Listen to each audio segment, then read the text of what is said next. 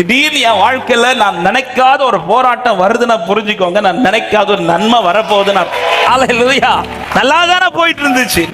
திடீர்னு நினைக்காத ஒரு சத்துரு போராட்டம் வருதுன்னா, இதை தாண்டி நினைக்காத ஒரு நன்மையை கர்த்தர் எனக்காய் வைத்திருக்கிறார். ஏன் கர்த்தர் உங்களை ரொம்ப வேலை எடுத்து பாடுபட்டு கர்த்தர் இப்படி நடத்துறார்னா, நீங்கள் கட்டப்படுவது மணலின் மேல் அல்ல, கன்மலையின் மேல.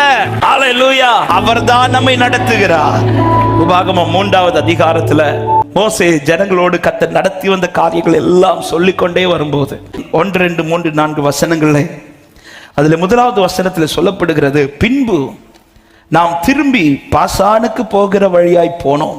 பாசானின் ராஜாவாகிய ஓக் தன்னுடைய சகல ஜனங்களோடும் நம்மோட எதிர்த்து யுத்தம் பண்ணும்படி புறப்பட்டு எத்ரேயிக்கு வந்தார். அப்பொழுது கர்த்தர் என்னை நோக்கி, அவனுக்கு பயப்பட வேண்டாம், அவனையும் அவனுடைய ஜனங்கள் எல்லாரையும் அவன் தேசத்தையும் உன் கையில் ஒப்பு கொடுத்தேன்.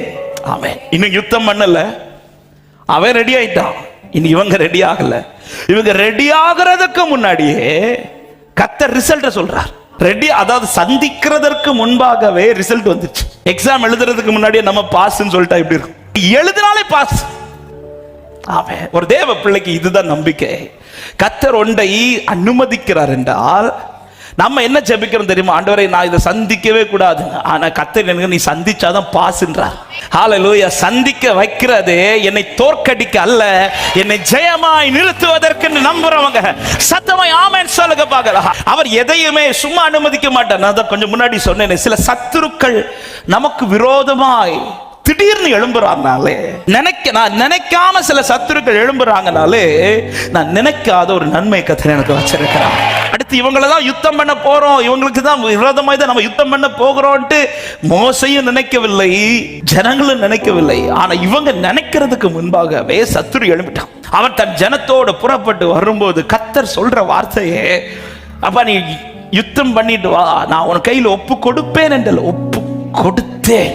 நீங்க பாத்தீங்கன்னா தெரியும், இஸ்ரவேல் ஜனங்களை நடத்த துவங்கினது முதல் கர்த்தர் எந்தெந்த பகுதியிலெல்லாம் கொண்டு வந்தாரோ அந்த பகுதியில வர்றதுக்கு முன்பாகவே சொல்லிடுவார், நான் ஒப்பு கொடுத்துட்டேன் அப்படிதான் சொல்லுவார். ஏன் இந்த வார்த்தையை சொல்றேன்னா, கர்த்தர் நடத்துகிற பாதை எனக்கு நன்மையாகவும் ஜெயமாகவும் தான் இருக்கும் என்று விசுவாசிக்கிறவங்க ஆமென் சொல்லுங்க பார்க்கலாம். ஏன்னா நடத்துகிறவர் அப்படிப்பட்டவர்.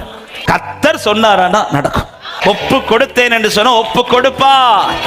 ஆமை செய்வேன் என்று சொன்ன அவர் செய்வார். தருவேன் சொன்னா தருவார். காண்பாய் சொன்னா காண்பீர்கள். ஹல்லேலூயா.